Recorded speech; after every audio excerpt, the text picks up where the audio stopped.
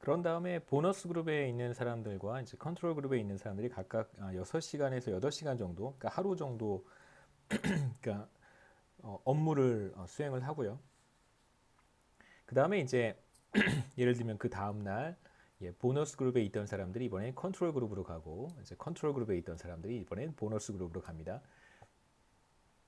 그래서 이제 컨트롤 그룹에 있었던 사람들은 이제 전날에는 혹은 뭐 지난주에는 반드시 뭐 그 다음 날 실험을 이어서 한 건 아니고요. 이제 컨트롤 그룹에 있는 사람들한테는 다시 이제 목표치 Y만큼을 제시를 하고요. 그 다음에 이것을 넘기면 개당 알파만큼의 피스 레이스로 성과급을 지급하겠다라고 얘기를 했습니다. 반대로 이제 보너스 그룹에 있었던 사람들은 다시 이번에는 컨트롤 그룹으로 와서 실제로 성과급을 받는 것은 아니고요. 이제 열심히 일을 해달라라고 하는 레터를 보냈습니다. 그래서 중요한 것은 보너스 그룹에 있는 사람들한테 이제 확실하게 얼마만큼의 실질적인 보상이 주어질지를 굉장히 명확하게 이제 알려주었다는 것이 이제 중요하고요. 그래서 보통 Y 그 목표치 이제 Y는 어느 정도로 설정을 했냐면요. 이제 우리가 5개 기업을 보고 있습니다. 그래서 5개 기업마다 실제로 생산량이 다 다르잖아요. 그래서 Y라고 하는 것을 일률적으로 똑같이 설정한 것은 아니고 기업마다 회사마다 대략 평균 생산 수준이 있을 텐데 그것에 한 25% 정도 높게 설정을 했습니다. 그래서 개인의 어떤 생산량의 차이도 있을 텐데 평균적인 생산량보다 조금 더 높게 한 24% 정도 높게 설정을 했습니다. 그 다음에 알파라고 하는 값은 이제 피스 레이트를 얼마로 설정을 했냐면 이것도 마찬가지로 구체적으로 뭐 기업마다 다르게 설정할 수밖에 없겠죠. 그래서 어느 정도 가이드라인은 어떤 것이었냐면 어, 하루 받을 수 있는 이제 급여가 있겠죠. 하루 일을 하게 되면 받을 수 있는 급여. 이제 월급제로 만약에 급여를 받는다면 이제 하루 평균 급여를 계산할 수 있을 거예요. 자, 그래서 하루 평균 급여가 뭐 예를 들어서 우리 돈으로 5만 원이다라고 한다면 물론 아마 실제로 이 공장에서 일하는 회사에서 일하는 사람들은 그것만큼 받지 못한 것으로 알고 있습니다만 만약에 5만 원 정도가 된다고 하면 알파를 어떻게 설정을 했냐면 최선을 다해서 굉장히 열심히 일을 하게 되면 최대 한 5만 원의 40% 정도를 더 받을 수 있게, 그러니까 2만 원을 초과로 받을 수 있게 그렇게 설정을 했습니다. 그러니까 제가 만약에 하루에 5만 원을 지금 평균적으로 받고 있다면 여기 이 보너스 그룹에 들어가서 최선을 다해서 일을 할 경우 제가 최대 2만 원을 추가로 더 받을 수 있도록 이제 알파라고 하는 피스 레이트를 설정을 했습니다. 죄송합니다.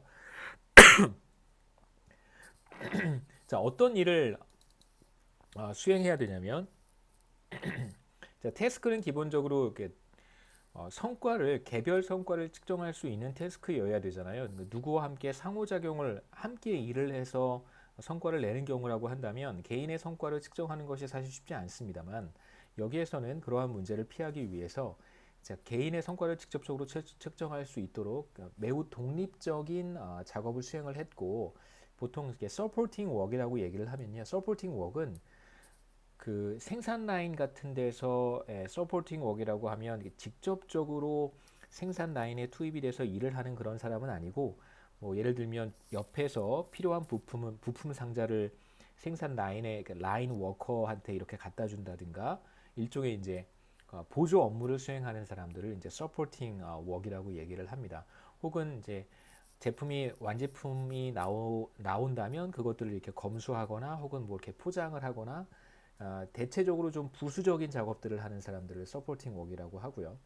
뭐 그렇다고 불필요한 인력은 절대 아니고 직접적으로 생산 라인이라든가 혹은 어떤 직접적인 제품을 만들어내는 혹은 서비스를 생산해내는 그런 역할을 하는 것보다는 이제 그 사람과 함께 일을 하는 그런 사람이라고 보시면 되겠습니다. 꼭 생산에 필요한 사람들이죠. 실험을 위해서 채택한 이런 이제 인디펜던트 웍이라고 하는 것은 어떤 것이냐면요. 비교적 쉬운 일입니다. 주로 제품을 포장한다든가 그다음에 뭐 레이블 같은 것을 붙인다든가 당연히 이제 이러한 작업을 선택한 이유는 개인의 성과를 비교적 잘 정확히 측정을 해야 되잖아요. 그 다음에 아까도 말씀드렸듯이 협업이 수반되어서는 안 됩니다. 그러면 개인의 성과를 측정할 수 없기 때문에 그런 것이죠. 그래서 퍼포먼스 메저, 그 퍼포먼스 매트릭 혹은 퍼포먼스 메저 성과 지표라고 하는 것은 무엇이었냐면 실제로 얼마만큼을 생산했는가 이제 퀀터티 메저가 하나 있습니다. 그러니까 실제로 포장 작업이라든가 레이블을 붙이는 작업 같은 것은 레이블을 붙여놓고 옆에 이제 상자에 담으면 되잖아요. 자신이 작업한 물량을 옆에 이제 상자를 갖다 두고 그 상자에 이렇게 담으면 돼요. 포장을 했으면 포장한 것을 자기 상자에 이렇게 자기 이름이 붙어 있는 그 상자에 이렇게 넣으면 그게 바로 퀀터티로 측정한 제 성과가 되겠습니다. 그 다음에 이제 중요한 것은 우리가 퀄러티도 한번 살펴봐야 되잖아요. 이제 퀄러티를 살펴보는 문제는 조금 까다롭게 설계를 했습니다. 직원들 입장에서 이 지금 실험에 참여한 보너스 그룹, 보너스 라운드에 참여한 사람들의 경우에는 자신의 퀀터티는 그러니까 뭐몇 개를 포장했는지, 몇 개의 레이블을 붙였는지 이것은 누구나 관찰할 수 있어요. 그러니까 모니터링 된다는 것을 알고 있지만 이제 퀄러티라고 하는 것은 직원들 입장에서 보면 관찰이 어렵다라고 생각할 수도 있습니다. 그러니까 실제로 그래서 몇 개만 뽑아서 샘플링해서 이렇게 검수하는 이제 그런 작업을 우리가 생각해 볼 수도 있겠죠. 여하튼 중요한 것은 직원들 입장에서는 퀄러티를 마치 측정하기 어렵다라고 알려주는 거예요. 그러니까 죄송합니다. 제가 표현이 조금 정확하지 않은데요. 직원들 관점에서 봤을 때는 자신이 생산한 것이라고 자신이 포장하거나 자신이 레이블을 붙인 제품의 퀄러티를 뭐 회사나 혹은 프린시펄이 정확히 관찰하지 못할 수 있다라고 시그널을 주는 거죠. 그러니까 직원으로 하여금 그렇게 생각하도록 만드는 것입니다. 그래서 여기 실험에서는 어떤 조치를 취하냐면 직원들한테는 이렇게 알려주고요. 이제 퀄러티가 제대로 측정되지 않을 수도 있겠다라고 알려주고 실제로 이 실험을 수행했던 사람들은 품질 관리를 하는 직원을 이제 별도로 채용을 했습니다. 그래서 자 몰래 그 근로자들별로 이제 불량률을 측정을 한 거예요. 그래서 그러니까 레이블을 붙였든 뭐 포장을 했든 자기 이름으로 된 이제 상자가 있을 거 아니에요. 박스에 이제 자기가 완성한 완제품들을 이렇게 담을 텐데 그러면 이제 그거를 가지고 이렇게 옮겨놔요. 어디 이제 방으로 가져갑니다. 직원들은 모르는 거죠. 뭐 다 됐으니까 가져간다고 생각하지만 실제로 이 실험을 수행한 사람들은 그 인스펙터 같은 사람을 따로 고용을 해서 인스펙터가 그걸 일일이 다 살펴보는 겁니다. 그래서 불량률이라고 하는 지표를 또 만들어서 불량률이라고 하는 것은요 한 사람이 이제 저지를 수 있는 최대의 실수가 있잖아요.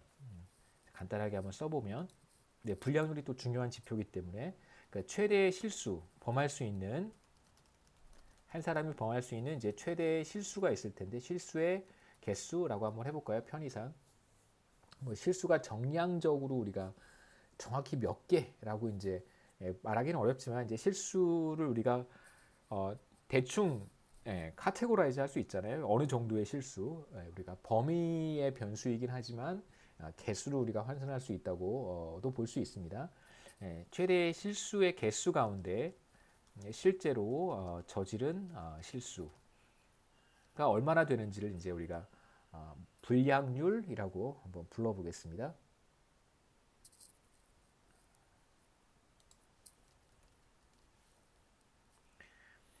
그래서 실제로 인스펙터들이 각 직원들의 이 보너스 그룹에 참여한 직원들의 이제 불량률을 측정을 했습니다. 디펙트 레이트라고 부르고요.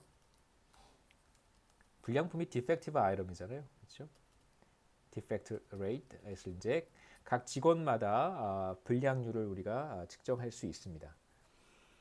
그래서 이 실험은 모두 이제 9차례 진행이 됐고요. 이제 9차례라고 하면 이제 하나의 세션이 모두 9번 있었습니다. 이제 이런 식의 실험을 모두 이제 9번 진행을 한 것이고요. 여기에 참여한 사람들의 숫자는 한 120명 가량 되는 것으로 알고 있습니다.